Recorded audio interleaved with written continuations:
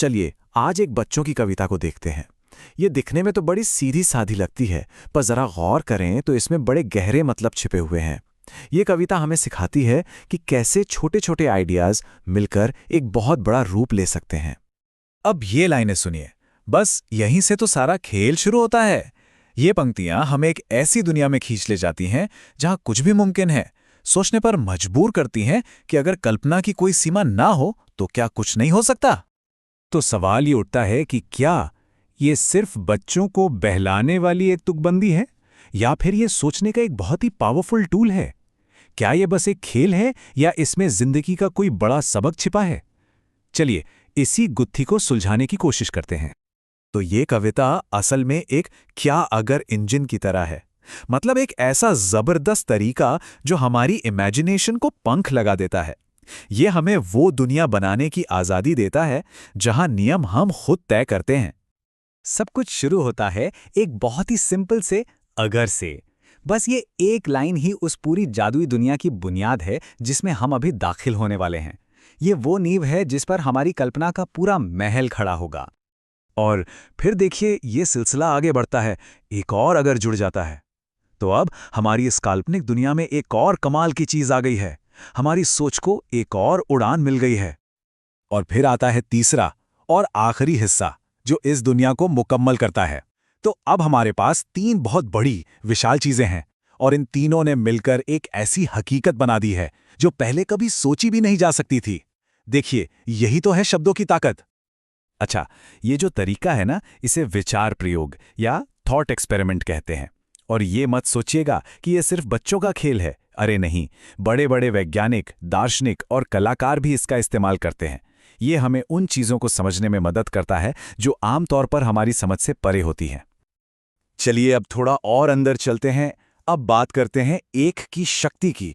मतलब ये कैसे होता है कि ढेर सारी छोटी छोटी चीज़ें मिलकर एक इतनी विशाल चीज़ बन जाती हैं जो सब कुछ बदल सकती हैं। यहां देखिए ये कविता कितनी खूबसूरती से अलग अलग चीज़ों को एक साथ लाती है। सारे लड्डू बन गए द बिग लड्डू, सारे बच्चे बन गए द बिग चाइल्ड, और सारे समुद्र बन गए द बिग सी। ये अनेक से एक बनने का सफर है, और इसमें हर छोटी चीज की अपनी अहमियत है। तो बात सिर्फ मजे की नहीं है, ये असल में एक दिमागी औजार है, एक मेंटल टूल जो हमें उन पैमानों को समझने में मदद करता है जिन्हें हम अपनी आंखों से देख नहीं सकते या महसूस नहीं कर सकते। ये हमें वो सोचने की ताकत देता है जो अकल्पनीय लगता है।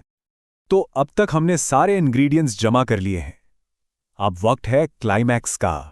अब कविता उस मोड़ पर पहुंचती है जहां ये सारे बड़े बड़े आइडियाज मिलकर एक जबरदस्त अंजाम तक पहुंचते हैं। वो पल जब हमारी कल्पना हकीकत में बदलती है। और एक्शन शुरू होता है इन लाइनों से। सोचिए, हमने जो तीन विशाल चीजें बनाई थीं, अब वो एक दूसरे से टकराने वाली हैं। अब क्या होगा, जानने की बेचैनी बढ़ रही है ना? तो होता क्या है, देखिए कितना सिंपल है।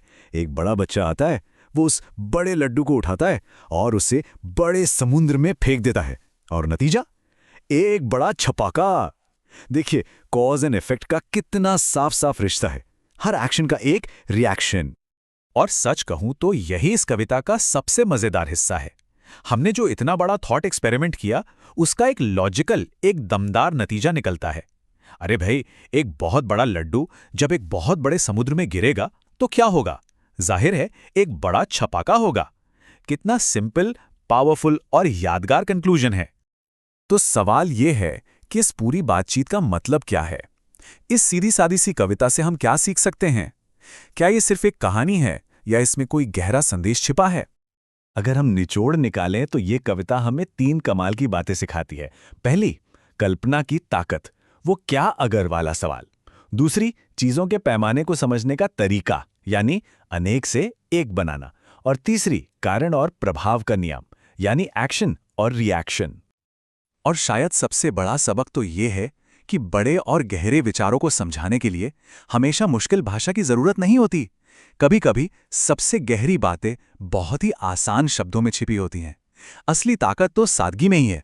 तो चलिए इसी सवाल पर सोचते हैं, ऐसा कौन सा सरल क्या अगर है जो किसी के अगले बड़े विचार की शुरुआत कर सकता है?